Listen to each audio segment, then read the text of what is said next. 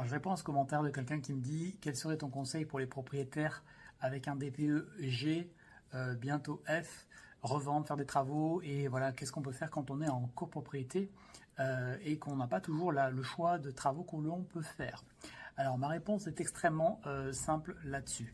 L'idée, ça va être déjà de voir que en copropriété, vous n'allez pas avoir l'interdiction de louer qui va s'appliquer parce que la copropriété étant un paquebot dans lequel les décisions sont longues à prendre, la loi autorise et offre beaucoup d'exceptions aux propriétaires qui sont dans des copropriétés. Donc d'une certaine manière, la copropriété sera un avantage dans ce cas-là, puisque vous pourrez toujours justifier que les travaux sont en discussion et que ça n'est pas de votre fait.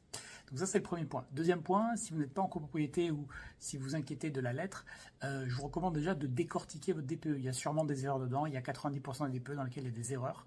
Donc vous corrigez ça et vous pouvez gagner une lettre, voire deux. Et enfin, troisième option, vous optimisez votre DPE. Il y a quelques travaux très simples à faire qui peuvent vous faire gagner une lettre assez facilement. Et donc en cumulant tout ça, vous pouvez vous retrouver par exemple avec un E ou un D. Un E, ça vous mène jusqu'à 2034, donc ça vous laisse 9 ans. 9 ans, c'est très long dans l'immobilier. Et vous verrez d'ici là. Voir un D, et dans ce cas-là, vous êtes complètement tranquille.